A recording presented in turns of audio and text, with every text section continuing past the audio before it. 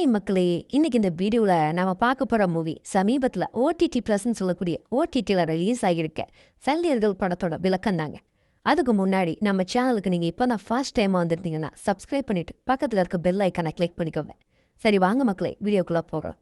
படத்தோட ஆரம்பத்தில் சிங்கரானோ 2 தமிழ் போராளிகளை யாருமே இல்லாத ஒரு இடத்துக்கு கூட்டிகிட்டு வந்து ரொம்ப கொடூரமாக கொள்றானுங்க.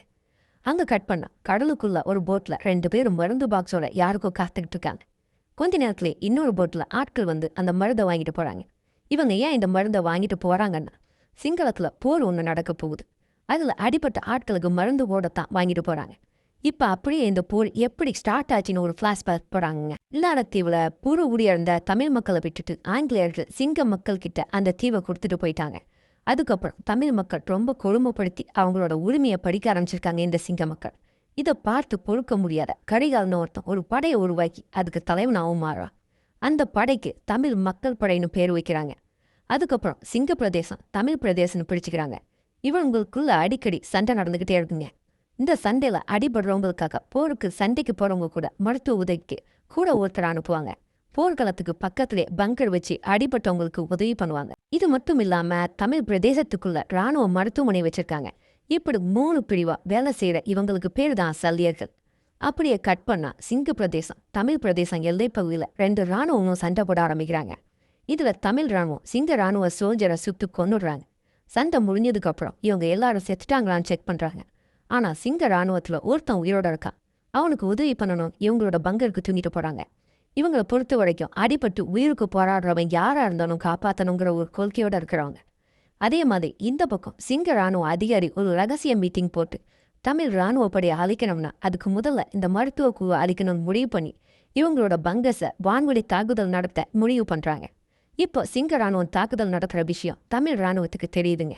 ஆனால் அவங்க பங்கரை தான் அட்டாக் பண்ண போகிறாங்கன்னு தெரியாது. அதனால செம்பியன் ஒரு டாக்டரை பங்கருக்கு உதவிக்கு அனுப்பி வைக்கிறாங்க. அதே பங்கரில் தான் நந்தினின்னு ஒரு பொண்ணு மருத்துவ உதவி செஞ்சிட்டு இருக்கா. சிங்க இராணுவம் தாக்குதல் நடத்த ஆரம்பிக்கிறாங்க. இவங்களும் அடிபட்டு வர ஒவ்வொருத்தருக்கும் ட்ரீட்மெண்ட் கொடுத்து மருத்துவமனைக்கு அனுப்பி வைக்கிறாங்க.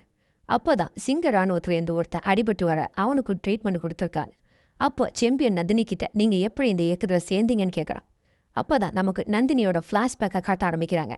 நந்தினி ஸ்கூல் படிச்சுட்டு இருக்கும்போது அப்பா அம்மா அண்ணன் ஒரு குடும்பமாக சந்தோஷமாக வாழ்ந்துட்டு இருந்திருக்கா.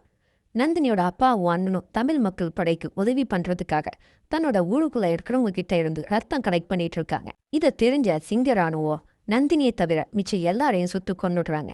அதுக்கப்புறம் நந்தினி படிச்சு டாக்டர் ஆகி தமிழ் மக்கள் படையில சேர்ந்திருப்பா. இதெல்லாம் நந்தினி செம்பியன் கிட்ட சொல்றா. இன்னொரு பக்கம் சிங்கரானோ இவங்களை மட்டும் இல்லாம இந்த தாக்குதல்ல இவங்களுக்கு உதவி பண்ற மக்களையும் சேர்த்து கொல்லணும்னு ஒரு பிளான் ஒன்று போடுறாங்க. அதுக்கு வான்வெளி மூலமா தாக்குதல் நடத்துறப்ப தப்பிச்சு வரவங்கள தளவழியா வந்து கொல்லணும்னு தன்னுடைய ஆர்வியை அனுப்புறாங்க. இந்த விஷயம் தமிழ் இராணுவத்துக்கு தெரிஞ்சு அவங்க பங்கர்ல இருக்கிறவங்கள தப்பிக்க சொல்றாங்க. ஆனா அதுக்குள்ள சண்டை ஆரம்பிச்சிடுது. நந்தினியும் செம்பியனும் அடிப்பட்ட சிங்க இராணுவ வீரனை தூக்கிட்டு போறாங்க. வான்வெளி தாக்குதல் முடிஞ்சதுக்கு அப்புறம் பங்கர்ல எல்லாருமே செத்துட்டாங்களான்னு சிங்க இராணுவம் செக் பண்றாங்க. இதை மறைஞ்சிருந்து பார்த்த தமிழ் இராணுவம் அவங்கள அட்டாக் பண்ணி சுட்டு கொள்ளுது.